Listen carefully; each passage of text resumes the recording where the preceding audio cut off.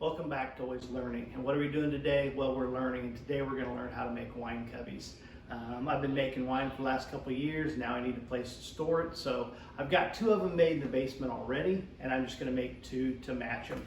And it's pretty simple. All you need is a saw, some kind of an edge, tape measure, and a pencil. And then you'll use a nail gun or screws to screw them in, and then you can paint them or do whatever you want, stain them to match. So the tops are going to be 21 inches across, the sides are going to be 19 and a half, and then the 2 X's going across will be about 27 and a half.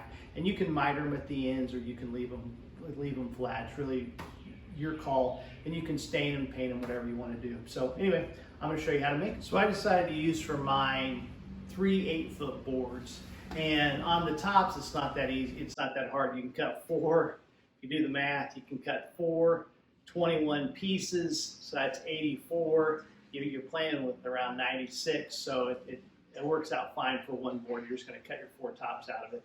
But the other ones on the cross pieces and the sides, it gets a little trickier.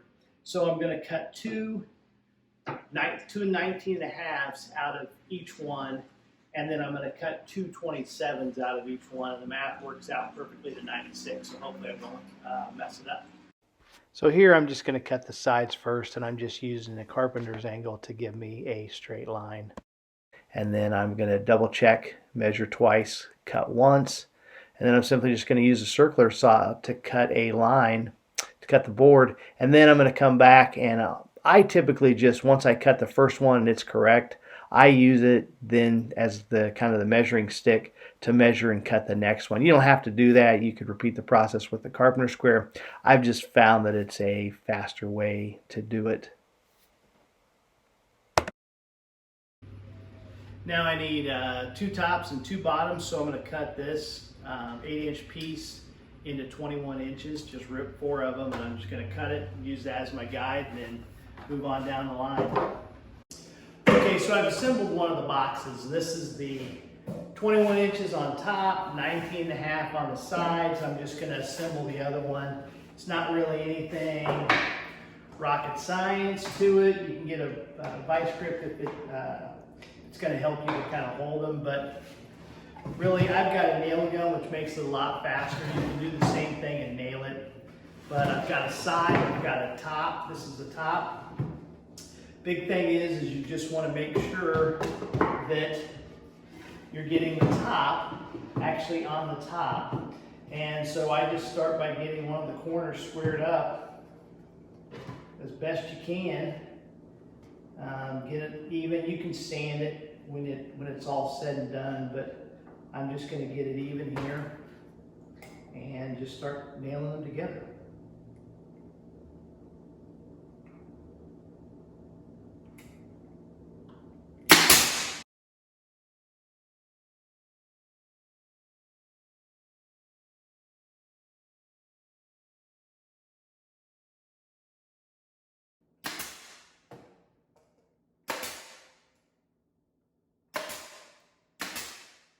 Then for good measure, what I'm going to do is I'm actually going to pre-drill the holes, and then I'm going to put 2 screws in to make sure that it's really tied together. And so I'll pre-drill them now and then just kind of show you how I do it. So all I'm literally going to do is I'm just going to pick a couple of spots and probably just 2 on each.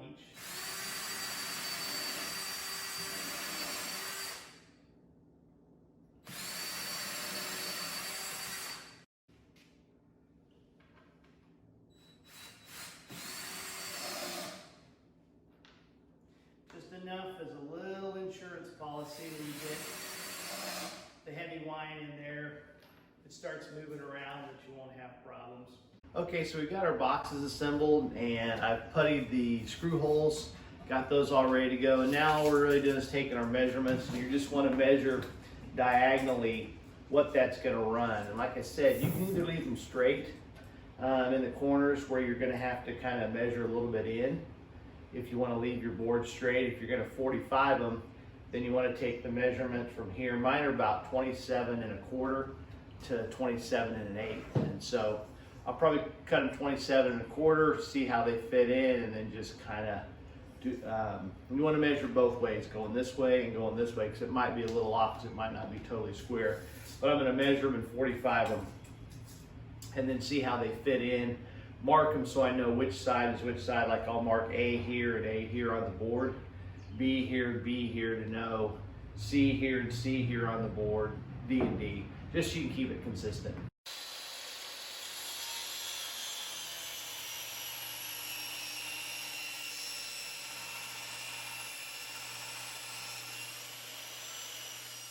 Now that I've cut all the inserts for all the boxes, and I 45'd them, and I had to cut them quite a few times to slide them in there until they get kind of snug. Then all you want to do is you want to slide one of the boards in about halfway in and just get this one in there so you can tell where it kind of sets in there. And then you come on this side and you're going to notch it.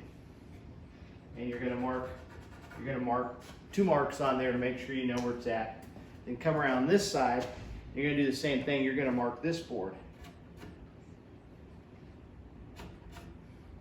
Then we'll measure the distance of this, which is going to be roughly 11 inches.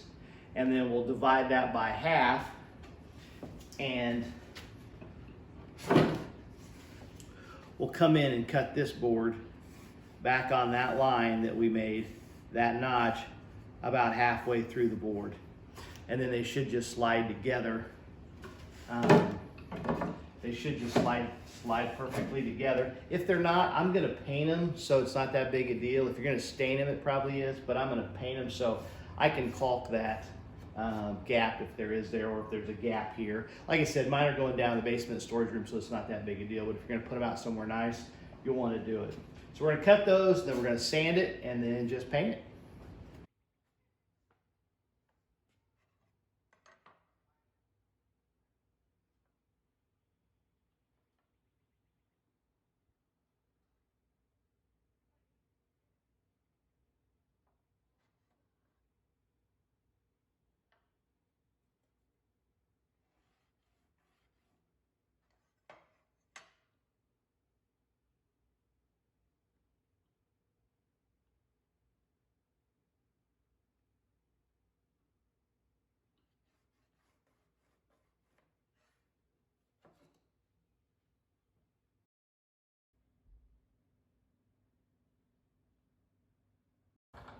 So you always want to set your skill saw back to 0. Make sure it's flat, and then all I'm going to do is I'm just going to rip these 2 sides.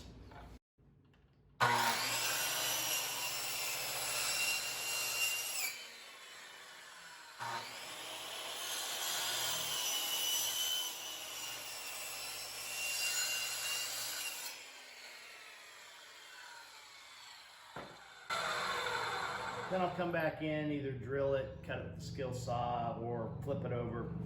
Flip it over too if you want. Cut it a little bit farther, just however you want to do it. Whatever's easier. Some people take a chisel and chisel that out. I just cut them and then I come back. I just take a little jigsaw. You could actually cut the whole thing with the jigsaw if you wanted to.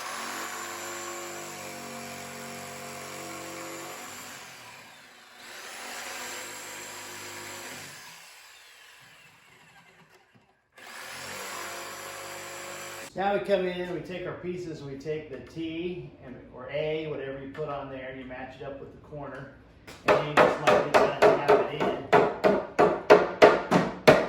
Get it to where you kind of need it, and then we'll nail it. You can kind of stretch it and pull it.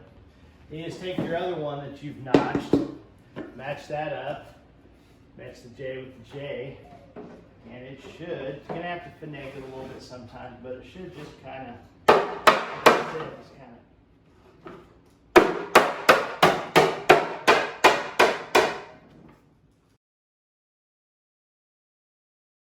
All right, so I got my boxes done, so now we're just gonna paint. I use this little foam roller I got from Sherwin Williams, but you can get them on Amazon or anywhere else. Also, I just use these little chip brush to get in the corner.